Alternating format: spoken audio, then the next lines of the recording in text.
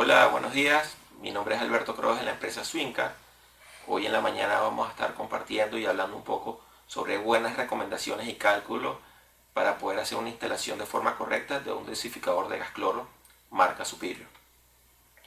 Vemos en esta primera lámina un esquema muy sencillo de una instalación correcta, bien hecha, regulador de vacío encima de la bombona, rotámetro en pared para poder dosificar el gas cloro. Vemos a mano izquierda un detector de fuga, lo cual es muy conveniente desde el punto de vista de seguridad. Y ya en la tubería de agua principal vemos nuestro inyector instalado directamente en la tubería. Y tenemos dos manómetros que marcamos acá en rojo, uno en la tubería de agua principal y otro a la entrada del inyector, que es el flujo de agua. También podemos observar que tenemos una bomba booster, el cual nos va a hacer el diferencial de presión o nos da ese impulso para tener el diferencial de presión que necesitamos para poder, pues, a través del principio de Venturi, originar el vacío. Recuerdo que estos sistemas de dosificación funcionan a través de vacío. Introducimos algunos conceptos que vamos a detallar más adelante. La contrapresión en este caso se parece mucho, o es la presión de la tubería del agua principal. La presión de flujo de agua, que es la que está en la entrada del inyector, es la que nos va a dar nuestra bomba booster. Vemos en esta lámina un cuadro que nos viene impreso en el manual del clorador. Esto nos sirve de referencia dependiendo de cada modelo de nuestro clorador, cuál es el requerimiento de presión y de caudal para ocasionar o originar el vacío en el eyector. Para este ejemplo vamos a situarnos a un modelo de un clorador de 50 ppd y para este ejercicio vamos a tomar una contrapresión o en el flujo de agua, la tubería principal, de 40 psi. Nos situamos a mano izquierda en la contrapresión de 40 psi. En este momento tenemos cuatro escenarios posibles en función del número de boquilla o de nariz que seleccionemos. Tenemos nariz 3, 4, 5 y 7. Cada uno va a tener un requerimiento distinto de presión de caudal de agua para causar o originar el vacío. Vamos a explicar un poco lo que es la contrapresión, que no es más que la presión de agua en la salida del eyector. Debe medirse con un manómetro muy cerca del eyector. En ocasiones, si no podemos tener muy cerca un manómetro, sino el manómetro está en un arreglo de tubería que está a cierta distancia, tenemos que medir la contrapresión con cálculos hidráulicos. La idea es tratar de tener el eyector directamente en la tubería de red, así nos ahorramos ciertas pérdidas de presión que se pudiese ocasionar. Definimos lo que es la presión del flujo de agua, es la presión que tenemos a la entrada del eyector. Esta deberíamos medirlo con un manómetro ahí cerquitica, a la entrada de agua, a la entrada del eyector. Si no tenemos ahí el manómetro y lo tenemos en otro sitio, tenemos que ir a cálculos hidráulicos para poder tener una presión real del flujo de agua. Factores desconocidos que nos cambian un poco nuestra hidráulica: no tenemos manómetros o no se instalan manómetros en los sitios adecuados, si no están a ciertas distancias del eyector. La tubería, nuestro sistema de tuberías tiene algunos accesorios, válvulas, que cambian un poquito esta hidráulica. Definimos lo que es pérdida por fricción. Es la pérdida de presión que se va a originar en un sistema de tubería. Realmente las moléculas del agua o el flujo del agua entran en fricción con las paredes de la tubería y existe una pérdida de presión. Si hacemos cambios en la tubería, codos, giros, colocamos accesorios, válvulas, filtros jet, todos estos son elementos que van a ocasionar pérdidas por fricción. Muchos de estos accesorios tienen un orificio menor al diámetro real de la tubería. Ahora contamos con una tabla que viene impresa en el manual del clorador, que nos va a ayudar, nos ayuda con un factor de pérdida por presión en una tubería de schedule 80, que es la tubería típica que deberíamos tener para hacer este tipo de instalaciones. Tenemos estas dos variables, el caudal, que se expresa en galones por minuto, y el diámetro de la tubería. Esto es un factor calculado para cada 100 pies de longitud de tubería. Afortunadamente existen aplicaciones gratuitas en páginas web donde pueden hacer estos cálculos por nosotros. Debemos definirle diámetro de la tubería, la longitud y qué tipo de accesorios tiene nuestro sistema de tuberías para darnos un resultado de presión final adecuado. Sin embargo, vamos a introducir algunos cálculos en esta charla para poder dominar mejor los conceptos. Volvemos a nuestro esquema tradicional, muy sencillo, hecho de forma correcta. Este esquema es muy sencillo porque los manómetros están colocados donde tienen que estar y tenemos lecturas reales, lo que es contrapresión y el flujo del agua. Acá tenemos un manómetro justo antes de la entrada de agua al eyector, lo cual nos va a dar la presión real de flujo de agua, y tenemos un eyector que está acoplado a la tubería principal de agua, con lo cual la contrapresión va a ser la que nos indique allí el manómetro, la tubería de la red. Esto es un esquema un poco más complejo desde el punto de vista hidráulico. Aquí vemos que ya existe una tubería para la succión. Después de la bomba booster tenemos un manómetro, pero no está al lado, no está en la entrada del eyector. Tenemos ahí una longitud de tubería, tenemos un accesorio que es una llave de bola. Esto va a cambiar la hidráulica y la presión de nuestro sistema. Y igual a la salida del eyector vemos una tubería con un codo. Ahí también hay pérdidas por fricción, lo cual también altera la hidráulica de nuestro sistema. Vemos acá ahora una curva típica de una bomba centrífuga. Vamos a tener dos variables, una que es el caudal que maneja la bomba y el otro es la presión o la altura en pies de la misma. La altura mayor la tenemos a cero caudal, y a medida que vamos aumentando el caudal va disminuyendo la presión o la altura que maneja la bomba. Este cuadro es importante manejarlo porque una vez que hayamos determinado el requerimiento de nuestra bomba booster, que es en función del caudal y de la presión, vamos a irnos a esta tabla a identificar cuál es el modelo que es más conveniente para nosotros. Regresamos para hacer los cálculos en nuestro esquema tradicional y sencillo. Para un clorador de 50 ppd sabemos que tenemos una contrapresión que es la misma presión de la tubería principal de 40 psi. Nos situamos en nuestra tabla que nos da superior. En este caso vamos a usar para nuestros cálculos de nariz o boquilla número 7. Encontramos que necesitamos un impulso o una presión requerida de 78 libras de presión para poder originar el vacío a un caudal de 14 galones por minuto. Sabemos que nuestra contrapresión es 40 psi, hacemos el cálculo de la diferencia y realmente el impulso que nosotros necesitamos en nuestra bomba booster realmente es 38 libras de presión a 14 galones por minuto.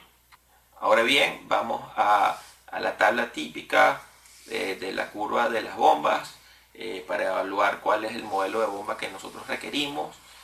Tenemos que nos situamos en el caudal que nosotros estamos trabajando, que es 14 galones por minuto, y vemos que la altura del modelo de bomba DHE es 102 pies, que equivale a 44 psi. Determinamos que este modelo satisface el requerimiento que necesita nuestro eyector para poder ocasionar vacío. Sin embargo, los valores están como un poco justos. Recomendamos ir a un modelo de bomba superior. Ahora bien, nos encontramos, presentamos el esquema un poco más complejo desde el punto de vista hidráulico. Necesitamos hacer los cálculos reales de cada una de las presiones en función de las pérdidas para poder elegir bien nuestra bomba booster. El primer cálculo que vamos a hacer es el cálculo de la osificación, muy sencillo. Tenemos un caudal de la tubería de agua principal de 500 galones por minuto a un factor de osificación y la concentración que es de 5 partes por millón. Obtenemos que son 30 ppd al día que necesitamos osificar en esta red de agua. Nos vamos a hacer los cálculos. Lo primero que nosotros vamos a determinar es la contrapresión real. Nosotros tenemos una contrapresión o una red, una presión en la tubería de agua principal de 50 psi. Sin embargo, hay una tubería a la salida del eyector. Eso origina un cambio hidráulico y es lo que vamos a calcular. Entonces, si nuestra red de tubería, nuestra contrapresión es 50 psi, 50 libras, vamos a la nariz 7, a evaluar también la nariz 5, Ambos necesitan o requieren 99 libras de presión, pero maneja dos caudales, 16 galones por minuto y 7.8 galones por minuto. Les recuerdo que nuestra tabla de pérdida por fricción tiene dos variables: el caudal de agua y el diámetro. El diámetro de la tubería es bien conocido, es uno solo, es 1 pulgada. Sin embargo, tenemos dos escenarios de caudal de agua: 8 galones por minuto y 18 galones por minuto. Volvemos a nuestra tabla de pérdida por fricción. Manejamos dos escenarios de caudal: nariz 7, 18 galones por minuto; nariz 5, 8 galones por minuto. Nos situamos en la pérdida por fricción en tubería de 1 pulgada. Recordamos que estos factores están hechos para tuberías de 100 pies. Nuestra tubería, la longitud de la tubería es 20 pies. Sacamos la proporción y tenemos como resultado que para la nariz 7 tenemos 5.1 pies de pérdida por fricción y la nariz número 5 1.7. Esta pérdida por fricción tenemos que sumársela a la contrapresión de la tubería principal y obtenemos dos resultados. Si es nariz 7 tenemos 55.1 psi, y si es nariz 5 51.7 psi. Ok, encontramos que la contrapresión real es distinta a 50, más bien son 60 psi, se aproxima a 60 psi. Volvemos a nuestra tabla de requerimiento del eyector. Ahora nos situamos en 60 psi. Vemos que la presión de las dos boquillas o los dos narices, una es 117 y la otra es 114. Preferimos mantenernos y continuar el ejercicio en la nariz número 5 porque el requerimiento de la bomba va a ser menor. Entonces nos situamos en la columna nariz 5. Tenemos un requerimiento de presión de 114 psi y 8.6 galones por minuto. Ya calculamos la contrapresión real de la salida del eyector. Ahora tenemos que calcular la presión real del flujo de agua que está a la entrada del eyector como tal. Recordemos que en nuestro esquema, nuestro sistema de tubería a la entrada del eyector tiene una tubería de 100 pies. Tenemos ya el caudal definido, que es 8.6 galones por minuto. Vamos a nuestra tabla de pérdida por fricción. Aproximamos el caudal a 10 galones por minuto. Vemos que tiene allí para tubería 1 pulgada un factor de 8.6 pies de pérdida. Hacemos la transformación a PSI, que son 3.72 PSI, y se lo sumamos a la presión de trabajo de nuestro eyector, que es 114 libras. Entonces al final vamos a tener como resultado 117.72 libras de presión real a la entrada del eyector o de presión del flujo de agua. Una vez que ya tenemos calculado la contrapresión y la presión del flujo de agua de la bomba, necesitamos para calcular y dimensionar el impulso o el tamaño de la bomba booster que necesitamos, calcular la pérdida por fricción por la succión de la tubería de la bomba.